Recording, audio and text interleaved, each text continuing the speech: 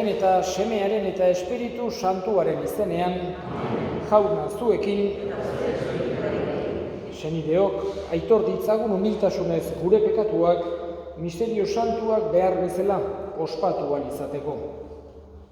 Erruki, jauna. Kristo erruki. Erruki, jauna. Erruki dakigula jainko guztiz altsua, eta gure pekatuak barkaturik eraman gaitzala betiko bizitzara.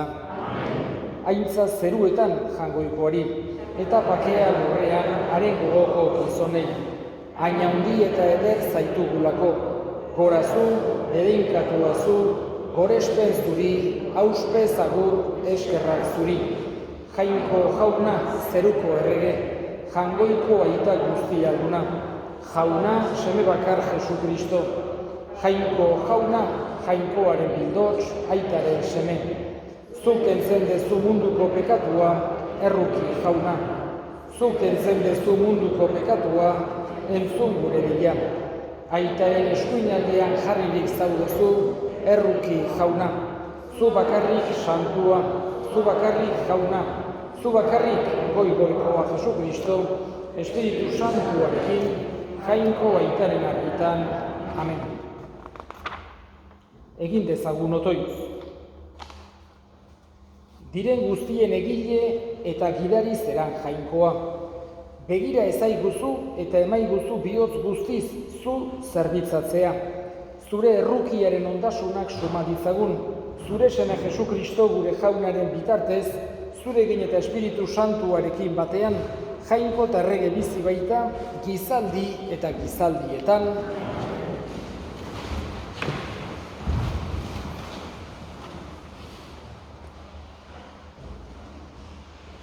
Lectura del libro del Eclesiástico. El furor y la cólera son odiosos. El pecador los posee. Del vengativo se vengará el Señor y llevará estrecha cuenta de sus culpas. Perdona la ofensa a tu prójimo y se te perdonarán los pecados cuando lo pidas. ¿Cómo puede un hombre guardar rencor a otro y pedir la salud al Señor? No tiene compasión de su semejante y pide perdón de sus pecados. Sí, él que es carne conserva la ira. ¿Quién expiará por sus pecados? Piensa en tu fin y cesa en tu enojo, en la muerte y corrupción, y guarda los mandamientos. Recuerda los mandamientos y no te enojes con tu prójimo, la alianza del Señor, y perdona el error. Palabra de Dios.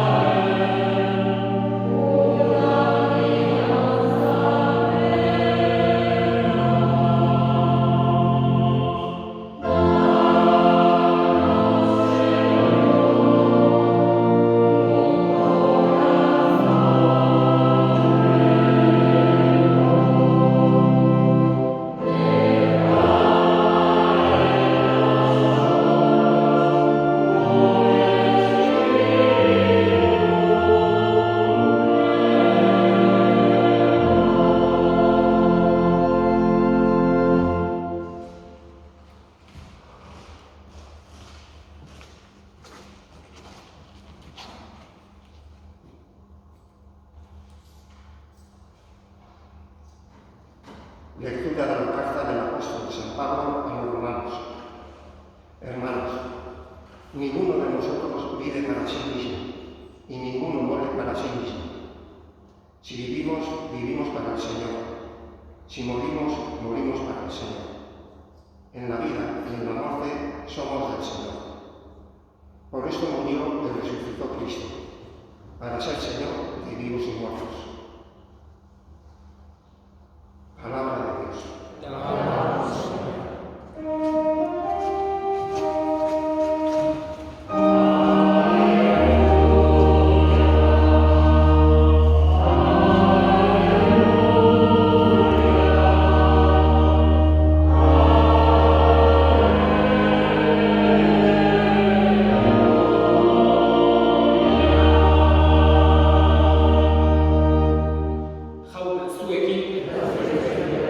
Jesucristoren evangelioa San Mateoren liburutik. Aldi hartan Pedro Jesusen gana hurbildurik honela esan zion: Jauna, nire anaiak huts egiten badit, zenbat aldiz barkatu behar diot? 7 aldiz. Jesusek erantzun zion: 7 aldiz ez, baizik 7tan 7 aldiz. Horregatik, zeruetako erreinuan, morroiekin bere hartu emanak garbitu nahi izan zituen erregearen antzekoa da.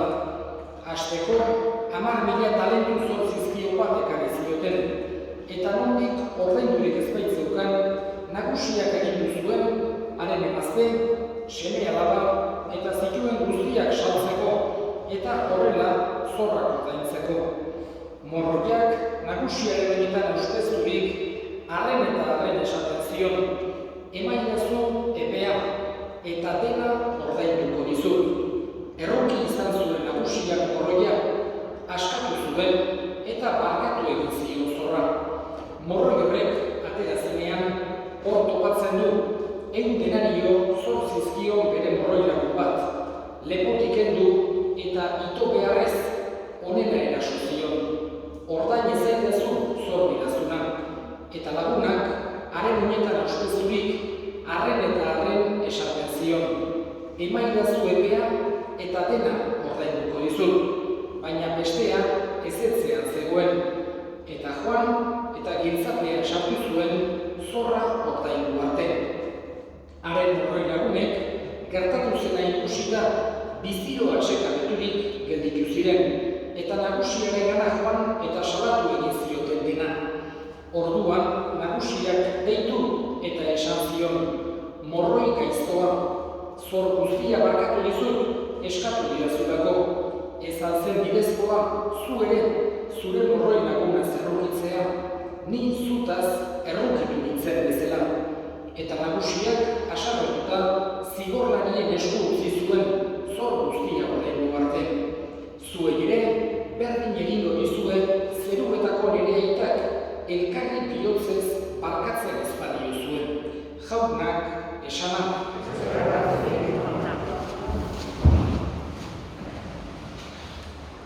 Jesusentzako garrantzi handia zeukan errealitate bat zen barkazioa, barkatzea, adiskidetzea.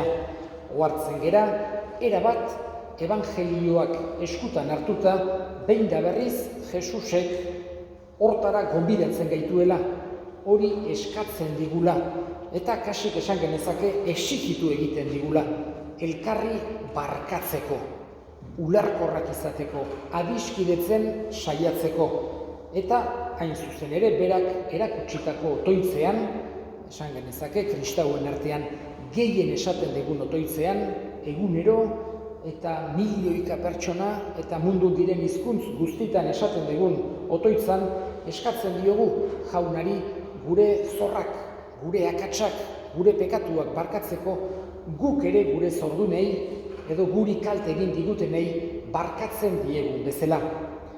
Es algo tan esencial al Evangelio que podemos darnos cuenta de la pregunta que le hizo Pedro en este Evangelio de hoy a Jesús, que ellos también estaban entendiendo que para Jesús perdonar era algo muy importante. Y por eso Pedro se acerca donde Jesús y le dice: si mi hermano me ofende, ¿cuántas veces tengo que perdonarle? 7 veces. Y cuando decía 7 veces, quería decir muchas veces.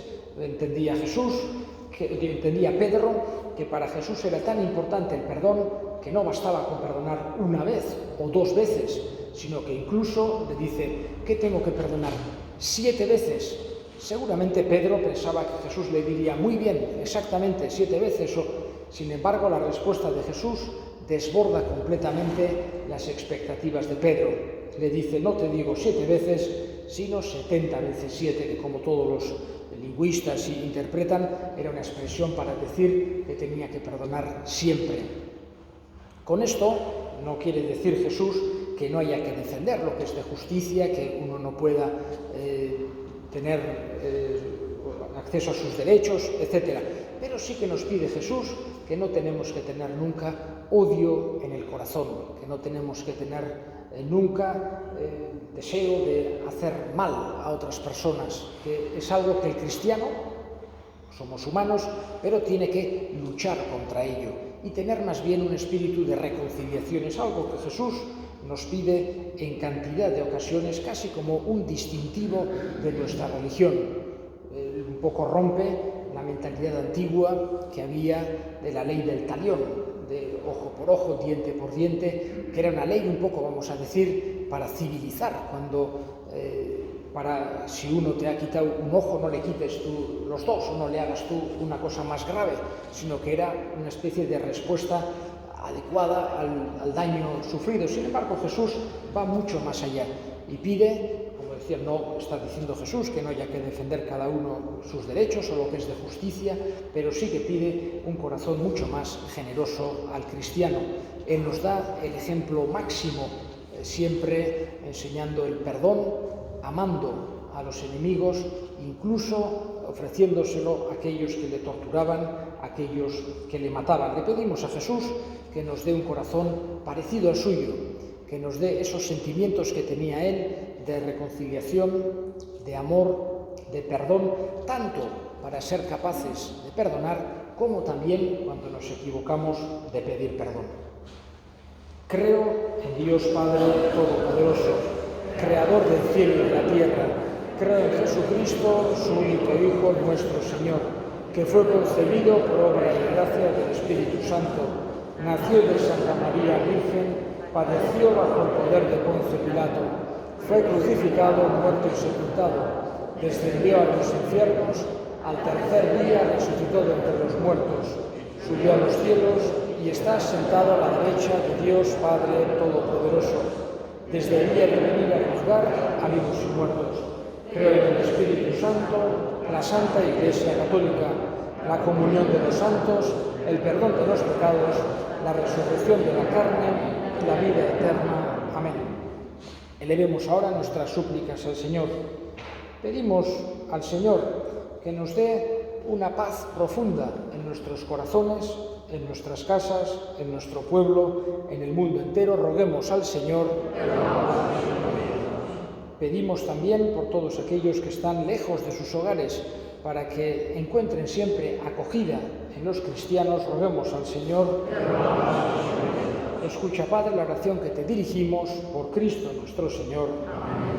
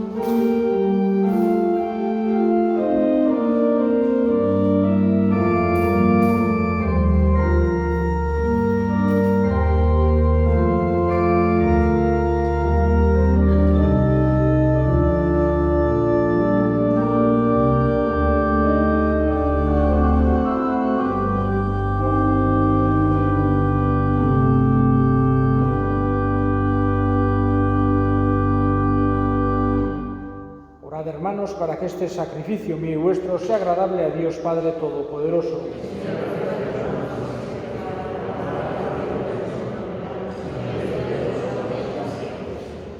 Entzun bihotzonez jauna gure eskariak, eta onartu zure zerbitzarion eskaintza, gutako bakoitzak zure izena goresteko eskaintzen duen hau, izan dadila gizon emakume guztien salbamenerako Jesukristo gure jaunaren bitartez.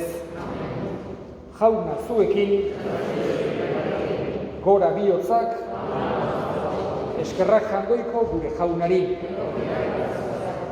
Egoki da bai eta zuzen bidezko eta salbagarri non nahi eta beti guk zuri eskerrak ematea. Jauna, aita guztiz, santu jangoiko alguztidun beti ereko horri.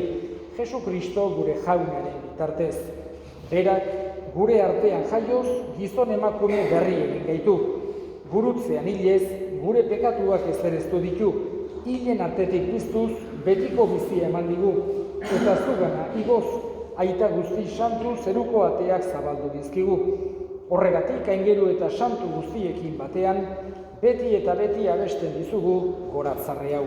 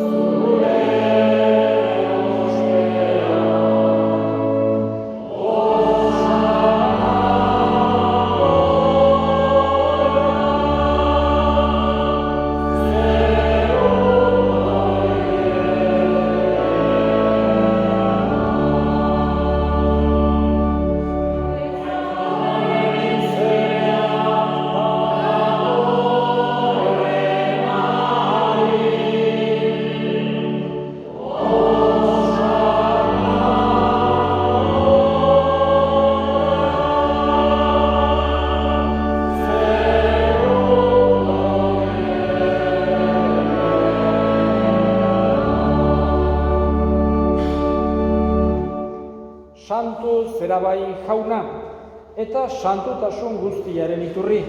Egitzaztu bada santu, ogi ardo hauek zure espiritua isuriz, Jesukristo gure jaunaren gorputz eta odol guretzat egin daitezen.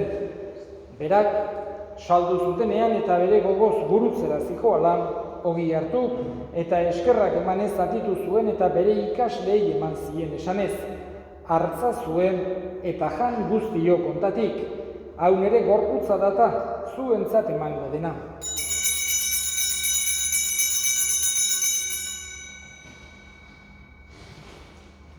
Era berean afalondoan kalizarturik, berriz ere eskerrak emanez, bere ikaslei eman zien esanez. Hartza zuen eta edan guztio kontatik. Hau nere odolaren kaliza data, itun berri eta betikoaren odola. Zuentzat eta askorentzat pekatuak barkatzeko isuriko dena. Egizue hau nere oroigarri.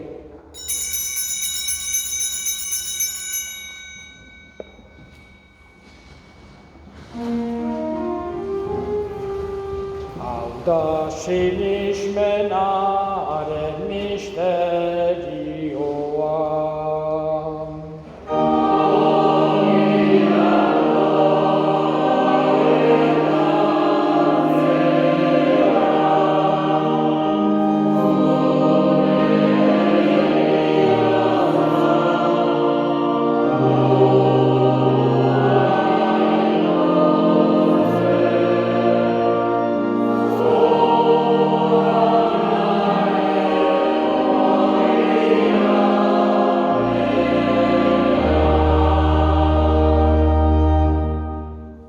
Jauna zure semearen heriotza eta piztuera gogoratuz, biziaren ogia eta salbamenaren kaliza eskaintzen dizkizugu zuri eskerrak emanez, aldarean zure sarbitzari onartu gaituzulako, eta apalik eskatzen dizugu Kristoren gorputz odolak hartzen ditugunok Espiritu Santuak bat egin gaitzala. Izango goan jauna mundu guztian zabaldurik dagoen zure eliza. Eramazu maitasun osora Frantzisko gure ita santuarekin, Frantzisko gure hartzaiarekin eta eliz gizon guztiekin batean. Era berean izango goan jauna pizteko itxaropenean joan diran gure senideak eta hildako guztiak ere. Arritzazu zure aurpegiaren argitan. Errukizak izkigu arren, guk guztiok betiko bizitza iritsi dezagun. Jangoikoaren ama Maria Virginia doatsuarekin, haren senar Jose santuarekin, apostolu santuekin eta gizaldi guztietan zure adiskide izan diren santuekin, haiekin batean gore zaitzagun Jesu Kristo zure semearen bitartez. Honen bitartez, honekin eta honengan, zuri aita jangoiko alguztidun horri, Espiritu Santuarekin batean, ospeta aintza guztia, gizaldi eta gizaldi guztietan.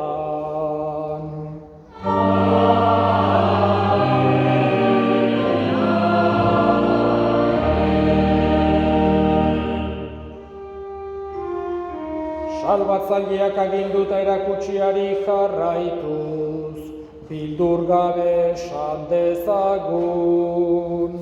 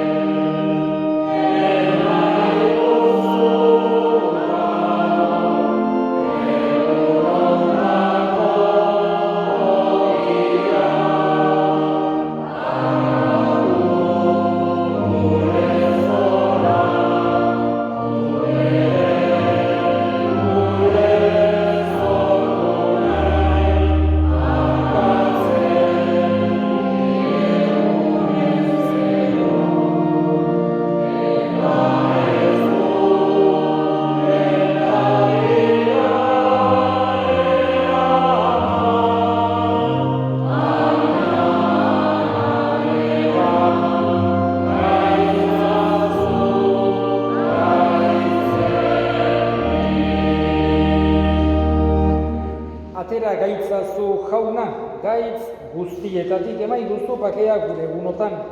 Zure errukiari esker pekatutik garbi bizi gaitezen eta estualdietan sendo. Betiko zorionaren itxaropenean, Jesu Kristo gure salbatzailea noiz etorriko den zai gaudela.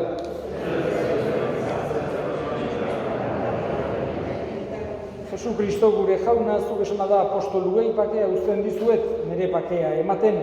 Begira zure elizaren sinismenari eta ez gure pekatuei, eta zure gogoa da bezala, emaiozu elizari pakea, eman batasuna, errege bizi baizera, gizaldi eta gizaldietan, jaunaren pakea beti zuekin. Eta eskurik eman gabe emaiozue pakea elkarri.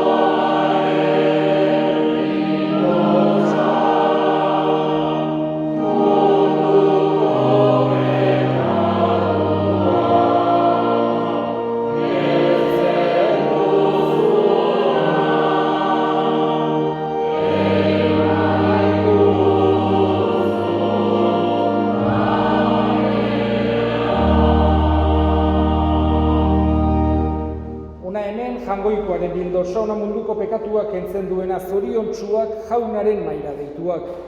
Jauna ni ez da Señor zure etxean sartzeko edo sanzu zentralitasun.